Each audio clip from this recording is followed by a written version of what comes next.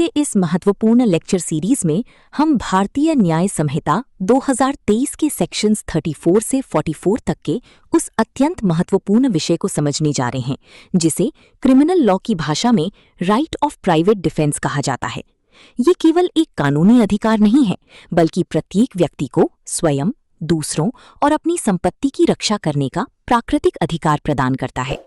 जब state machinery तत्काल सहायता देने में असमर्थ हो, तब कानून नागरिक को सीमित और नियंत्रित रूप में अपनी सुरक्षा के लिए बल प्रयोग करने की अनुमति देता है।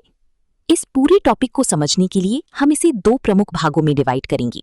पहला भाग होगा right of private defence of body, जिसमें सेक्शंस 34 से 40 तक शामिल हैं। यहाँ हम समझेंगे कि किन परिस्थितियों में व्यक्ति अपने शरीर या किसी अन्य व्यक्ति के शरीर की रक्षा कर सकता है, कब केवल साधारण हार्म पहुंचाना वैध होगा और किन असाधारण परिस्थितियों में लॉ मृत्यु कारित करने तक की अनुमति देता है। साथ ही हम ये भी एनालाइज करेंगे कि ये अधिकार कब शुरू होता है, कब समाप्त होता है और इसकी सीमाएं क्या हैं। दूसरा भाग होगा right of private defence of property, जिसमें सेक्शंस 41 से 44 शामिल हैं। इस भाग में हम प्रॉपर्टी प्रोटेक्शन के लीगल फ्रेमवर्क को समझेंगे, जैसे theft, robbery, house breaking, criminal trespass और मिसचिफ जैसी परिस्थितियों में व्यक्ति किस एक्सटेंट तक फोर्स का प्रयोग कर सकता है।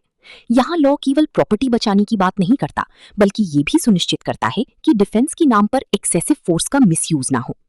इस लेक्चर सीरीज का उद्देश्य केवल बेयर प्रोविजंस पढ़ना नहीं है, बल्कि उन प्रोविजंस के पीछे की लीगल फिलॉसफी, जुडिशियल रीजनिंग और प्रैक्टिकल एप्लीकेशन को समझना है, ताकि आप judiciary, EPO, law entrance, university exams और कॉम्पिटिटिव एग्जाम्स में इस टॉपिक को कंसेप्चुअल क्लैरिटी के साथ लिख और एक्सप्लेन कर सकें।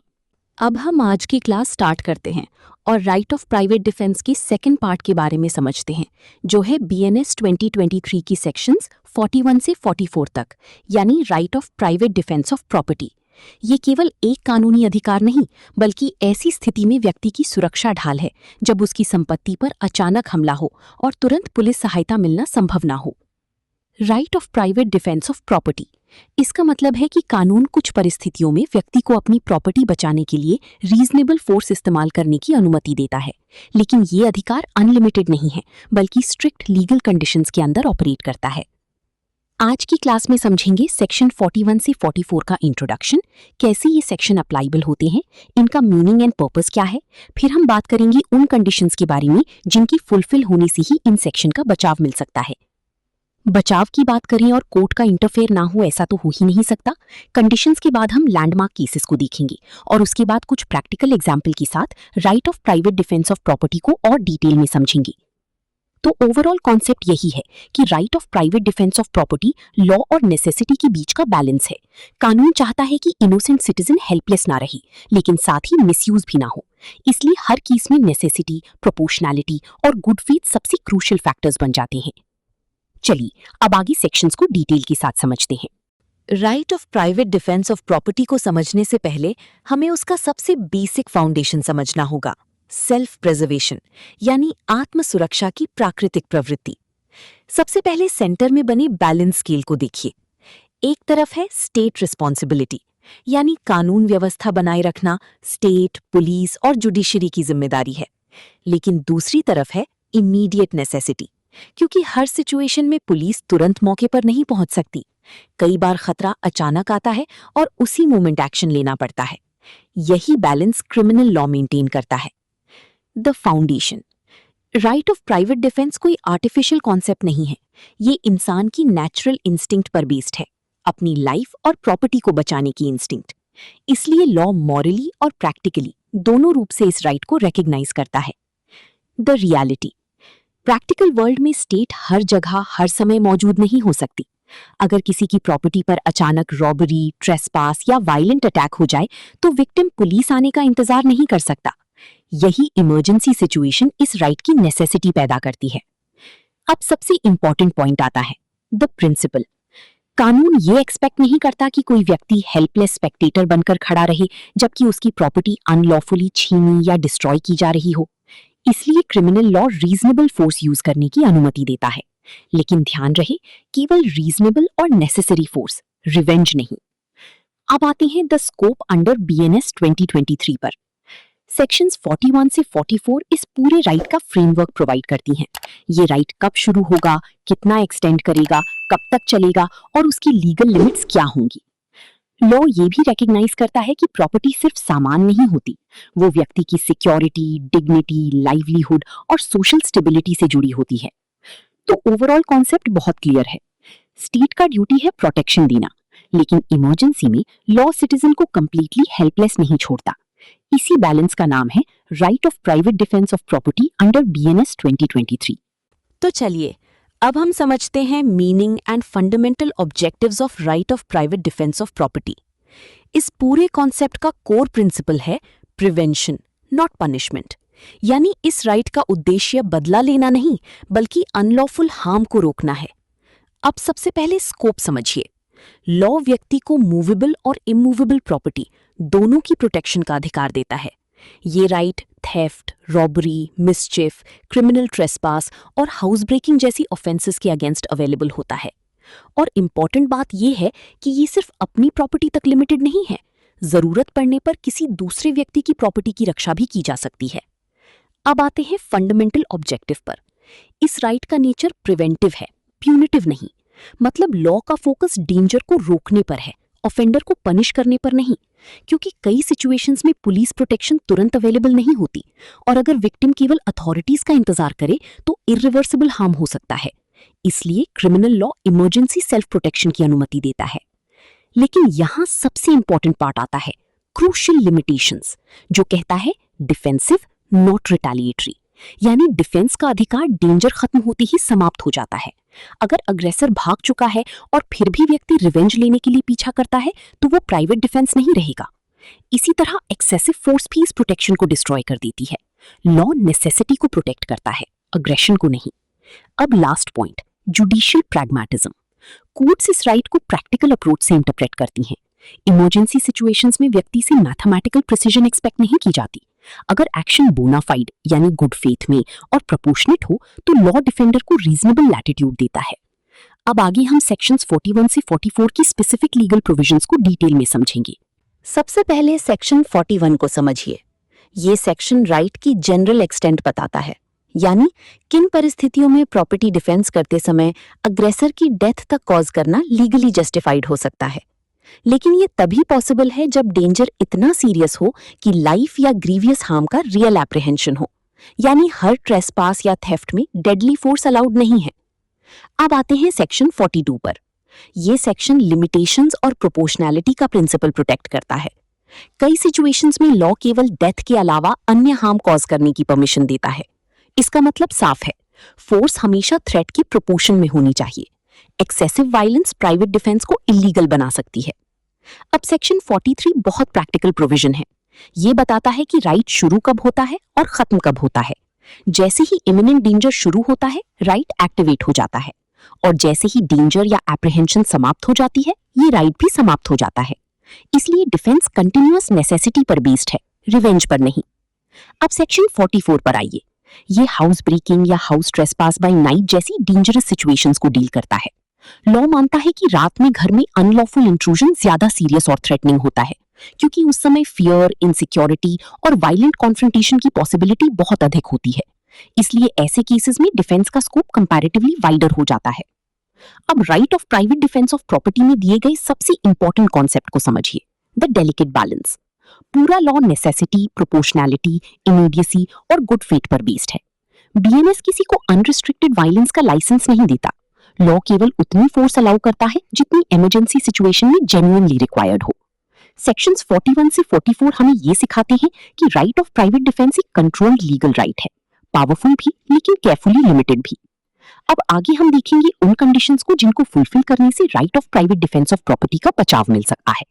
Right of private defence of property का पहला और सबसे इंपॉर्टेंट कंडीशन है अनलॉफुल अग्रेशन अगेंस्ट प्रॉपर्टी। सीधी भाषा में कहें तो जब तक प्रॉपर्टी के खिलाफ अनलॉफुल अटैक नहीं होगा, तब तक प्राइवेट डिफेंस का राइट पैदा ही नहीं होगा। द फंडामेंटल ट्रिगर को समझिए। ये राइट केवल सस्पिशन या इमेजिनेशन पर बेस्ड नहीं हो सकता। कोई एक्चुअल ऑफेंस होना चाहिए या फिर ऐसा रीजनेबल एप्रीहेंशन होना चाहिए जिससे लगे कि थेफ्ट, रॉबरी, क्रिमिनल ट्रेसपास, मिसचिफ या हाउस ब्रेकिंग होने वाला है। यानी लॉ जेन्युइन डेंजर को रिकॉग्नाइज करता है, इमेजिनरी फियर को नहीं। इसके बाद आता है immediacy and illegality. Aggression unlawful होना जरूरी है। अगर कोई व्यक्ति लॉफुल अथॉरिटी के साथ प्रॉपर्टी में एंटर कर रहा है या पब्लिक अथॉरिटी लीगली सीजर कर रही है तो उसके खिलाफ प्राइवेट डिफेंस नहीं लिया जा सकता। मतलब डिफेंस केवल इलीगल अग्रेशन के अगेंस्ट अवेलेबल है, लॉफुल एक्ट्स के अगेंस्ट नहीं। अब तीसरा और बहुत practical concept, actual commission versus reasonable apprehension. Law ये नहीं कहता कि पहले आपकी प्रॉपर्टी पूरी तरह चोरी हो जाए तब एक्शन लीजिए। अगर सर्कमस्टांसेस ऐसे हैं कि इमिनेंट अनलॉफुल इंजरी क्लियरली दिखाई दे रही है तो राइट पहले ही एक्टिवेट हो सकता है। जैसे आधी रात को हथियार और टूल्स लेकर इंट्रूडर्स घर में घुसने की कोशिश करें। यहाँ एक्चुअल थेफ्ट कंप्लीट होने का इंतजार जरूरी नहीं।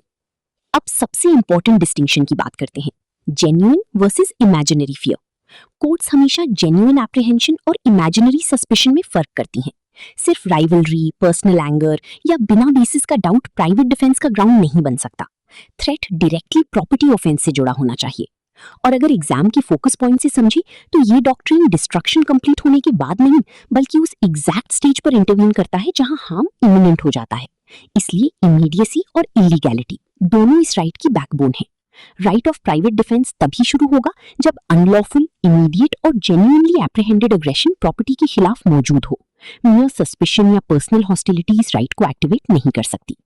अब आगे हम दूसरे कंडीशन को समझेंगे जहां गुड फेथ और नेसेसिटी डिस्कस होंगी। अब हम right of private defence of property के दूसरे एसेंशियल कंडीशन को समझते हैं, गुड फेथ एंड नेसेसिटी। ये पूरा डॉक्ट्रिन केवल फोर्स पर नहीं बल्कि ऑनेस्ट इंटेंशन और अर्जेंट नीड पर बेस्ड है। सबसे पहले सेंट्रल कॉन्सेप्ट को समझिए। लॉ डिफेंसिव फोर्स को इसलिए अलाउ करता है क्योंकि कई इमरजेंसी सिचुएशंस में इमीडिएट प्रोटेक्शन इंडिस्पेंसिबल हो जाती है। यानी प्राइवेट डिफेंस का फाउंडेशन नेसेसिटी है, अग्रेशन नहीं। अब गुड फेथ की बात करते हैं। गुड फेथ का मतलब है ऑनेस्ट इंटेंशन, बिना मैलिस, रिवेंज या अल्टीरियर मोटिव के। अगर किसी व्यक्ति ने पहले से वायलेंस प्लान की हो, इंटिमिडेशन का उद्देश्य हो या पुरानी दुश्मनी निकालने के लिए फोर्स यूज की जाए तो वो प्राइवेट डिफेंस नहीं कहलाएगा। इसीलिए कोर्ट्स हमेशा पार्टीज की प्रायर एनमिटी, प्रेपरेशन और ओवरऑल कॉन्डक्ट एग्जामिन करती हैं। अब आते हैं नेसेसिटी एंड ऑल्टरनेटिव्स पर। नेसेसिटी का मतलब है कि उस मोमेंट पर कोई रीजनेबल ऑल्टरनेटिव अवेलेबल ना हो। अगर सिचुएशन ऐसी थी जहां लॉफुल प्रोटेक्शन बिना इमीडिएट वायलेंस के मिल सकती थी तो एक्सट्रीम फोर्स जस्टिफाइड नहीं मानी जाएगी। मतलब लॉ केवल अनअवॉइडेबल डिफेंसिव एक्शन को प्रोटेक्ट करता है। अब बात करते हैं प्रैक्टिकल अप्रोच एंड एक्सेप्शंस की। कोर्ट्स ये मानती हैं कि सडन इमरजेंसीज में व्यक्ति एग्जैक्ट मैथमेटिकल कैलकुलेशन नहीं कर सकता। इसलिए अगर रिस्पॉन्स बोनाफाइड है तो slight errors of judgement automatically defence खत्म नहीं करते। लेकिन एक इंपॉर्टेंट लिमिटेशन भी है, नेसेसिटी आर्टिफिशियली क्रिएट नहीं की जा सकती। अगर कोई व्यक्ति खुद कॉन्फ्रंटेशन प्रोवोक करे और फिर डिफेंस का क्लेम करे तो प्रोटेक्शन नहीं मिलेगी।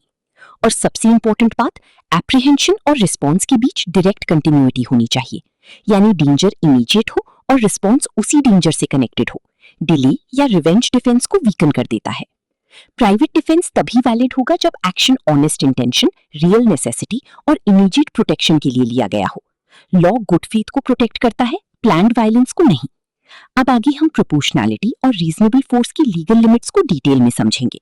अब हम right of private defence of property के तीसरे और सबसे क्रूशियल कंडीशन पर आते हैं, प्रोपोर्शनैलिटी ऑफ फोर्स। यही प्रिंसिपल डिसाइड करता है कि डिफेंस लॉफुल रहेगा या एक्सेसिव वायलेंस बन जाएगा। सबसे पहले मेन कॉन्सेप्ट को समझिए। फोर्स का रिलेशन थ्रेट की नेचर और ग्रेविटी से होना चाहिए। लॉ का ऑब्जेक्टिव प्रोटेक्शन है, पनिशमेंट नहीं। यानी जितना खतरा उतनी ही रीजनेबल फोर्स, उससे ज्यादा नहीं। अब थ्रेट गेज को समझिए। ऑर्डिनरी थेफ्ट और वायलेंट रॉबरी या नाइट हाउस ब्रेकिंग एक जैसी सिचुएशंस नहीं है, इसीलिए लॉ भी दोनों को अलग तरीके से ट्रीट करता है। अब सबसे important point, ordinary versus aggravated situations. Ordinary theft में डेडली फोर्स जनरली जस्टिफाइड नहीं होती, लेकिन robbery, house breaking by night या ऐसी मिस्चिफ बाय फायर जिससे सीरियस डेंजर पैदा हो, वहां law wider defensive force allow कर सकता है। यानी थ्रेट जितना ग्रीव होगा, डिफेंसिव फोर्स का स्कोप उतना बढ़ सकता है। अब आते हैं कंटेक्सचुअल इवैल्यूएशन पर। कोर्ट्स प्रोपोर्शनैलिटी को एब्स्ट्रैक्ट तरीके से नहीं बल्कि पूरे सर्कमस्टांसेस देखकर डिसाइड करती हैं, जैसे अग्रेसर्स कितने थे, उनके पास वेपन्स थे या नहीं, घटना दिन में हुई या रात में, एस्केप पॉसिबल था या नहीं, और डिफेंडर की मेंटल कंडीशन क्या थी। मतलब लॉ प्रैक्टिकल ह्यूमन रिएक्शंस को भी कंसिडर करता है। अब सबसे important limitation, prohibited conduct. Private defence के नाम पर क्रूअल्टी, रिवेंजफुल वायलेंस या फ्लीइंग ऑफेंडर को मारना अलाउड नहीं है। अगर अग्रेसर इमोबिलाइज हो चुका है और फिर भी रिपीटेड इंजरीज दी जाती हैं, तो वो डिफेंस नहीं बल्कि रिटेलिएशन माना जाएगा। अब बात करते हैं रीजनेबल लैटिट्यूड की। प्रोपोर्शनैलिटी का मतलब एग्जैक्ट इक्वालिटी नहीं होता। इमरजेंसी में कोई व्यक्ति मैथमेटिकल प्रिसिजन से रिस्पॉन्स कैलकुलेट नहीं कर सकता, इसलिए कोर्ट सिचुएशन को एक प्रूडेंट पर्सन के पर्सपेक्टिव से जज करती हैं। तो ओवरऑल प्रिंसिपल बहुत क्लियर कहता है कि प्राइवेट डिफेंस में फोर्स अलाउड है, लेकिन कंट्रोल्ड फोर्स। लॉ नेसेसिटी और प्रोटेक्शन को प्रोटेक्ट करता है, एक्सेसिव रिटेलिएशन को नहीं। अब हम right of private defence of property के चौथे एसेंशियल कंडीशन को समझते हैं, कंटिन्यूएंस ऑफ डेंजर। यानी ये राइट कब शुरू होता है, कब तक चलता है और किस मोमेंट पर समाप्त हो जाता है। यही कॉन्सेप्ट सेक्शंस 43 और 44 का प्रैक्टिकल हार्ट है। सबसे पहले एप्रीहेंशन, स्टार्ट बताया गया है। इसका मतलब है कि जैसे ही रीजनेबल एप्रीहेंशन ऑफ डेंजर पैदा होती है, प्राइवेट डिफेंस का राइट शुरू हो जाता है। लॉ ये नहीं कहता कि पहले नुकसान पूरा होने दो। अगर इमिनेंट अनलॉफुल हार्म क्लियरली दिखाई दे रहा है तो उसी स्टेज पर डिफेंस लीगली अवेलेबल हो जाता है। इसके बाद आता है ऑनगोइंग थ्रेट, यानी डिफेंड करना। यानी जब तक डेंजर एक्चुअली कंटिन्यू कर रहा है तब तक डिफेंसिव फोर्स यूज की जा सकती है। रॉबरी के केसेस में ये राइट तब तक चलता है जब तक थ्रेट और फियर कंटिन्यू करे। थेफ्ट के मामलों में ये कंटिन्यूएशन तब तक रह सकता है जब तक प्रॉपर्टी रिकवर होने की रियलिस्टिक पॉसिबिलिटी हो या पब्लिक अथॉरिटी सिचुएशन कंट्रोल में ना ले ले। लेकिन यहां सबसे इंपॉर्टेंट लिमिटेशन आती है, व्हेन द राइट एंड्स। जैसे ही अग्रेसर रिट्रीट कर जाए, सरेंडर कर दे या प्रॉपर्टी सुरक्षित हो जाए, उसी मोमेंट प्राइवेट डिफेंस का राइट समाप्त हो जाता है। अगर कोई थीफ सामान छोड़कर भाग चुका है और फिर भी उसका पीछा करके अटैक किया जाता है तो वो डिफेंस नहीं बल्कि रिटेलिएशन माना जाएगा। लॉ प्रोटेक्शन अलाउ करता है, रिवेंज नहीं। कोर्ट्स हमेशा थ्रेट और रिस्पॉन्स के बीच टाइमिंग एग्जामिन करती हैं। अगर रिस्पॉन्स में अननेसेसरी डिले है तो कोर्ट ये मान सकती है कि एक्शन सेल्फ डिफेंस नहीं बल्कि बदले की भावना से किया गया था, क्योंकि सिटीजन को जज और एग्जीक्यूशनर बनने की अनुमति नहीं है। हाँ, सडन इमरजेंसीज में थोड़ी बहुत कंटिन्यूएशन ऑफ फोर्स कंफ्यूजन या पैनिक की वजह से हो सकती है और कोर्ट्स प्रैक्टिकल अप्रोच अपनाते हुए उसे कभी-कभी प्रोटेक्शन दे सकती हैं। लेकिन ओवरऑल रूल वही रहता है, डिफेंस केवल ऑनगोइंग डेंजर तक लिमिटेड है। तो पूरे कॉन्सेप्ट का सार बहुत क्लियर है। राइट ऑफ प्राइवेट डिफेंस एक टेम्पररी इमरजेंसी राइट है। ये डेंजर के साथ शुरू होता है और डेंजर खत्म होते ही समाप्त हो जाता है। उसके बाद की वायलेंस लॉ की नजर में डिफेंस नहीं, रिटेलिएशन बन जाती है। अब आगे हम एक्सेप्शनल सर्कमस्टेंसेस के बारे में जानेंगे जिनमें डेथ करना परमिटेड होता है। अब हम right of private defence of property के सबसे सेंसिटिव और लीगली इंपॉर्टेंट टॉपिक पर आते हैं, एक्सेप्शनल सर्कमस्टेंसेस परमिटिंग डेथ। सामान्य रूल ये है कि प्रॉपर्टी डिफेंस में लीथल फोर्स अलाउड नहीं होती, लेकिन कुछ एक्सेप्शनल सिचुएशंस ऐसी होती हैं जहां लॉ डेथ तक कॉज करने की परमिशन देता है। यहां पे सेक्शन 42 की एक्सेप्शंस दी गई हैं। सबसे पहली सिचुएशन है रॉबरी, क्योंकि रॉबरी केवल प्रॉपर्टी ऑफेंस नहीं होती, उसमें वायलेंस और इमीडिएट डेंजर भी शामिल होता है। दूसरी सिचुएशन है हाउस ब्रेकिंग बाय नाइट। रात में अनलॉफुल इंट्रूजन फियर, पैनिक और लाइफ थ्रेटनिंग कन्फ्रंटेशन क्रिएट कर सकता है, इसलिए लॉ इसे अधिक सीरियस मानता है। तीसरी सिचुएशन है ड्वेलिंग हाउस में मिसचिफ बाय फायर। अगर कोई घर में आग लगाता है तो केवल प्रॉपर्टी ही नहीं बल्कि ह्यूमन लाइफ भी खतरे में पड़ जाती है। और चौथी सिचुएशन है एग्रेवेटेड थेफ्ट या ट्रेसपास, जहां सर्कमस्टेंसेस ऐसी हों कि डेथ या ग्रीवियस हर्ट का रीजनेबल एप्रीहेंशन पैदा हो जाए।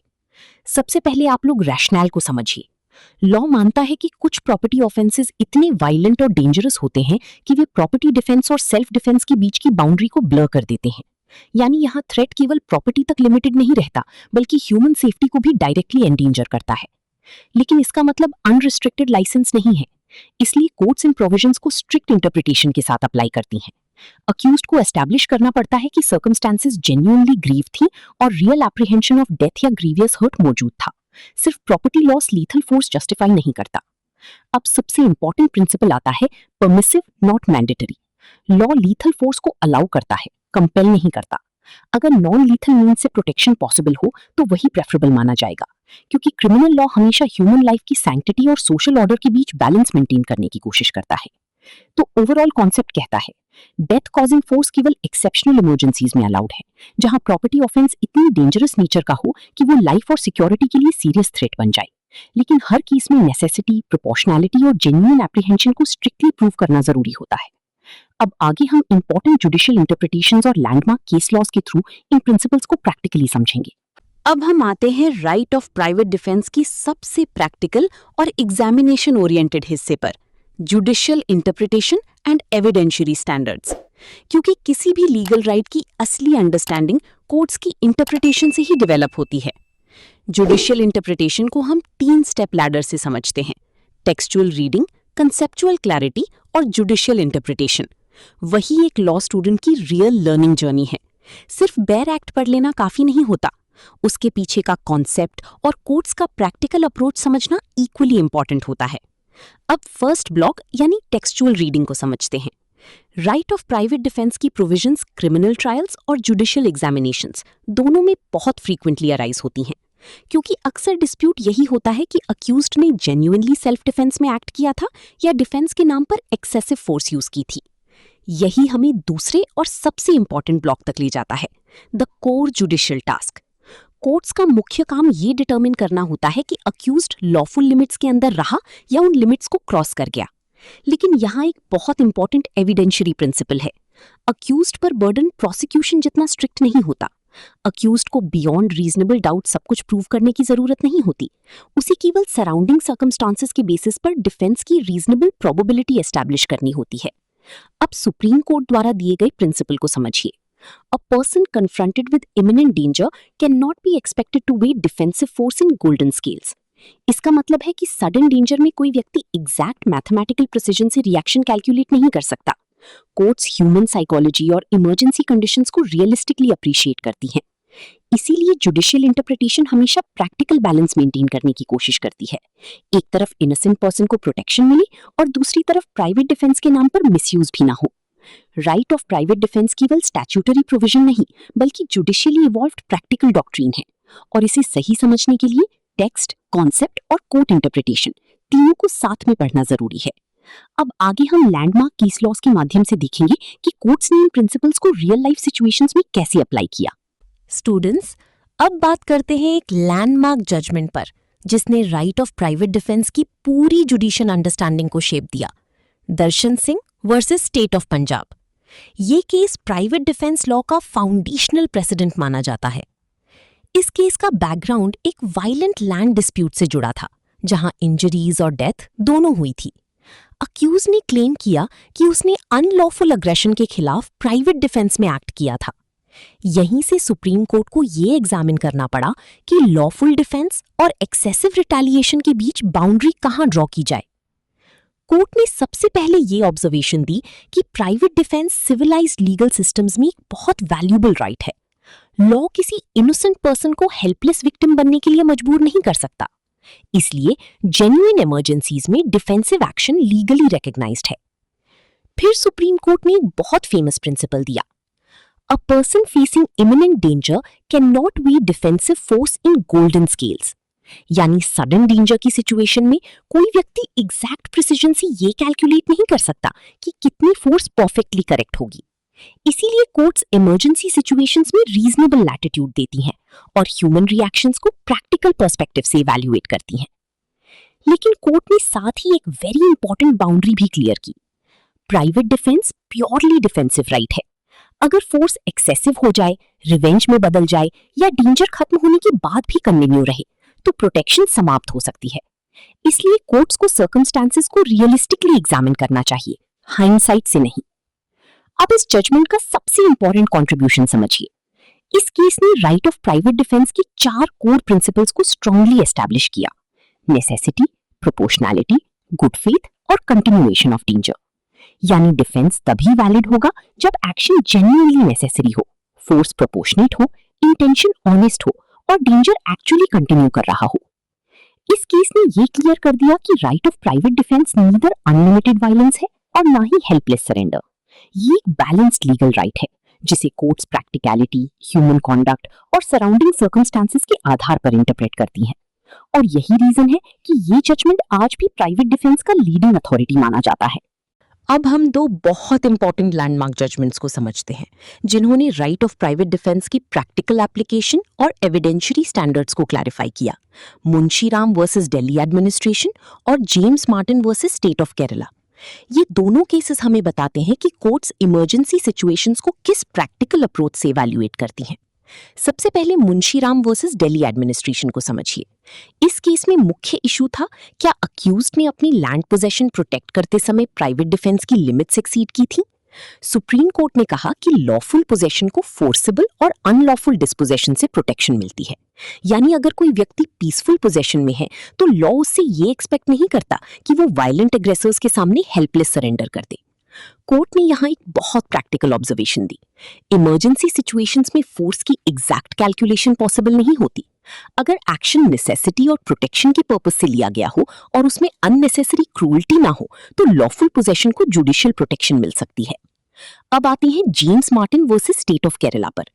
ये case violent property confrontation, apprehension of danger और प्रोपोर्शनैलिटी से जुड़ा था।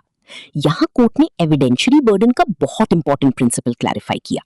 कोर्ट ने कहा कि अक्यूज्ड पर बर्डन प्रोसिक्यूशन जितना स्ट्रिक्ट नहीं होता। अक्यूज्ड को केवल सराउंडिंग सर्कमस्टेंसेस के आधार पर डिफेंस की रीजनेबल प्रोबेबिलिटी एस्टैब्लिश करनी होती है। अब इस जजमेंट का सबसे इंपॉर्टेंट टेकअवे समझिए। कोर्ट ने साफ कहा कि सिर्फ इसलिए डिफेंस रिजेक्ट नहीं किया जा सकता क्योंकि इंजरी सीरियस थी। अगर एप्रीहेंशन जेन्युइनली जस्टिफाइड थी तो लॉ लिबरल इंटरप्रिटेशन अपनाता है, क्योंकि क्रिमिनल लॉ इमरजेंसी सिचुएशंस में पैसिव सबमिशन एक्सपेक्ट नहीं करता।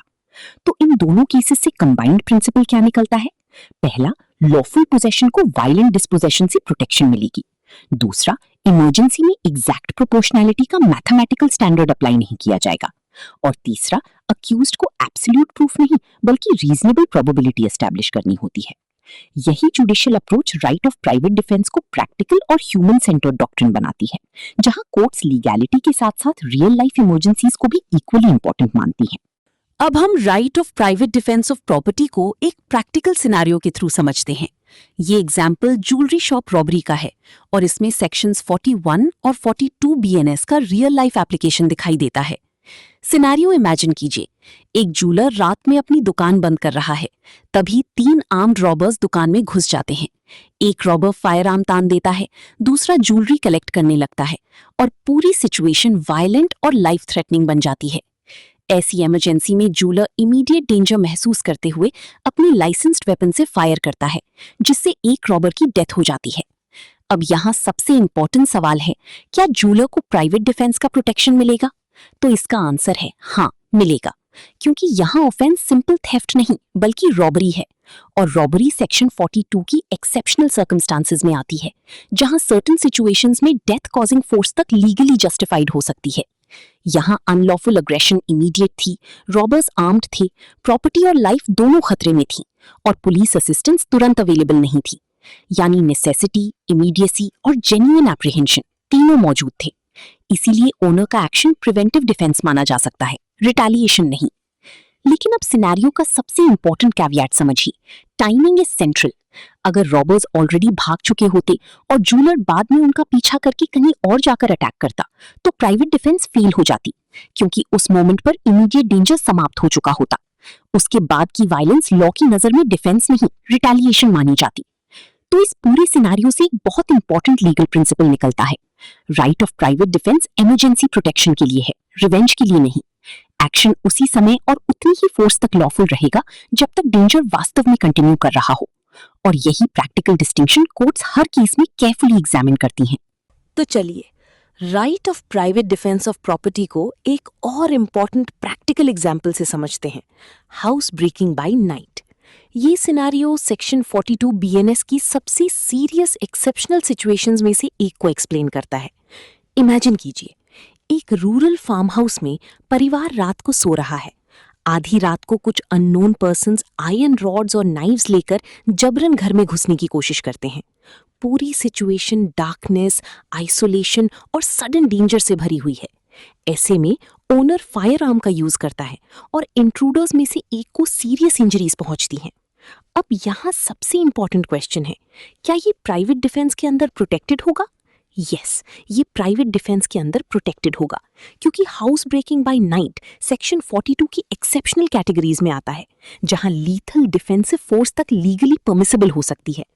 कोर्ट यहाँ केवल प्रॉपर्टी लॉस नहीं देखती, बल्कि उस फेयर और एप्रीहेंशन को भी देखती है जो नाइट टाइम इंट्रूजन क्रिएट करता है। रात का समय, फोर्स्ड एंट्री, डेडली वेपन्स और आइसोलेटेड लोकेशन, ये सभी फैक्टर्स मिलकर लाइफ और बॉडीली सेफ्टी के प्रति सिवियर एप्रीहेंशन पैदा करते हैं। इसीलिए लॉ ऐसी इमरजेंसी में फायर आर्म जैसी डिफेंसिव फोर्स की यूज को जस्टिफाई कर सकता है। अब सिनेरियो का सबसे इंपॉर्टेंस को समझिए। लॉ ये नहीं कहता कि ओनर पहले एक्चुअल असॉल्ट होने का इंतजार करे। जैसे ही रीजनेबल एप्रीहेंशन अराइज हो जाती है, प्रिवेंटिव एक्शन लीगली अवेलेबल हो सकता है। यानी criminal law passive helplessness expect नहीं करता। लेकिन यहाँ भी वही क्रूशियल लिमिटेशन लागू होती है। एक्सेसिव फोर्स अलाउड नहीं है। अगर इंट्रूडर्स भागने लगे और डेंजर खत्म हो जाए, फिर भी उनका पीछा करके अटैक किया जाए, तो प्राइवेट डिफेंस की प्रोटेक्शन समाप्त हो सकती है।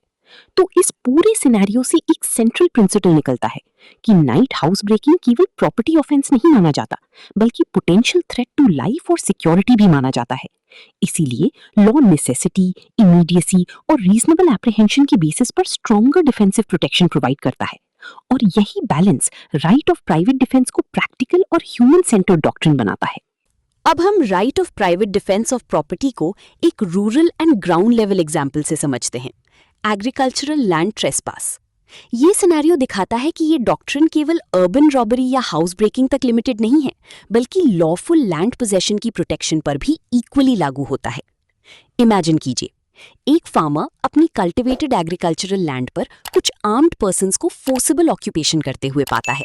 वे फेंसिंग तोड़ रहे हैं, लैंड पर इलीगल कब्जा करने की कोशिश कर रहे हैं और वायलेंस की धमकी भी दे रहे हैं।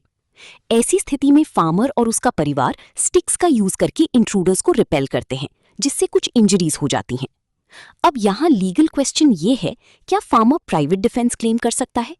इसका सीधा सा जवाब है हाँ, ये right of private defence of property का वैलिड क्लेम हो सकता है, क्योंकि यहाँ सिंपल वर्बल डिस्प्यूट नहीं, बल्कि फोर्सिबल डिस्पोजेशन और थ्रेट ऑफ ग्रीवियस हर्ट मौजूद है।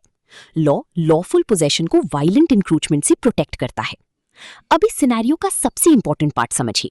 राइट ऑफ प्राइवेट डिफेंस केवल सिटी बेस्ड प्रॉपर्टी क्राइम्स तक सीमित नहीं है।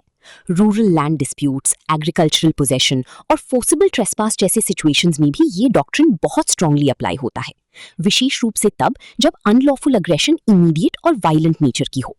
लेकिन यहाँ भी वही सेंट्रल लिमिटेशन लागू होती है। फोर्स प्रोपोर्शनेट होनी चाहिए, यानी एक्शन केवल डिस्पोजेशन रोकने तक लिमिटेड रहना चाहिए। अगर डेंजर खत्म होने के बाद इंजर्ड ट्रेसपासर्स का पीछा किया जाए या रिवेंजफुल वायलेंस की जाए, तो लीगल डिफेंस तुरंत समाप्त हो सकती है। तो इस पूरी प्रैक्टिकल सिनेरियो से एक बैलेंस्ड लीगल प्रिंसिपल निकलता है। लॉ पीसफुल और लॉफुल पोजेशन को प्रोटेक्शन देता है, चाहे वो अर्बन प्रॉपर्टी हो या एग्रीकल्चरल लैंड। लेकिन डिफेंस हमेशा नेसेसिटी, प्रोपोर्शनैलिटी और कंटिन्यूएशन ऑफ डेंजर की बाउंड्रीज के अंदर ही वैलिड रहेगा। और यही controlled balance right of private defence को मिसयूज से बचाता है और जेन्युइन प्रोटेक्शन का इफेक्टिव टूल बनाता है। तो स्टूडेंट्स, आज की क्लास में हमने सेक्शंस 41 से 44 बीएनएस के तहत right of private defence of property को कंसेप्चुअली, जुडिशियली और प्रैक्टिकली गहराई से समझा। हमने देखा कि ये राइट केवल एक स्टैट्यूटरी प्रोविजन नहीं, बल्कि नेसेसिटी, सेल्फ प्रेजर्वेशन और लॉफुल प्रोटेक्शन पर आधारित एक प्रैक्टिकल लीगल डॉक्ट्रिन है। हमने इसके essential ingredients, unlawful aggression, good faith, necessity, proportionality of force, continuation of danger को स्टेप बाय स्टेप एनालाइज किया। इसके साथ लैंडमार्क जजमेंट्स और रियल लाइफ प्रैक्टिकल सिनेरियोज के थ्रू ये भी समझा कि कोर्ट्स इस राइट को ब्लाइंडली नहीं, बल्कि सराउंडिंग सर्कमस्टांसेस, ह्यूमन कॉन्डक्ट और इमरजेंसी सिचुएशंस के कॉन्टेक्स्ट में इंटरप्रेट करती हैं। अगर आपको ये लेक्चर वैल्यूएबल लगा हो तो वीडियो को लाइक करें, चैनल को सब्सक्राइब करें और अपने लॉ स्टूडेंट फ्रेंड्स के साथ जरूर शेयर करें, ताकि क्रिमिनल लॉ के कॉम्प्लेक्स कॉन्सेप्ट सभी के लिए आसान और प्रैक्टिकल बन सकें। अगली क्लास में हम बीएनएस 2023 से जुड़े और इम्पोर्टेंट प्रोविजंस, जुडिशियल इंटरप्रिटेशंस और exam oriented problem questions discuss करेंगे। Until then, keep reading, keep analyzing, and remember, law is not only about sections, it is about balancing rights, duties, and human realities. Thank you everyone and see you in the next lecture. Jai Hind.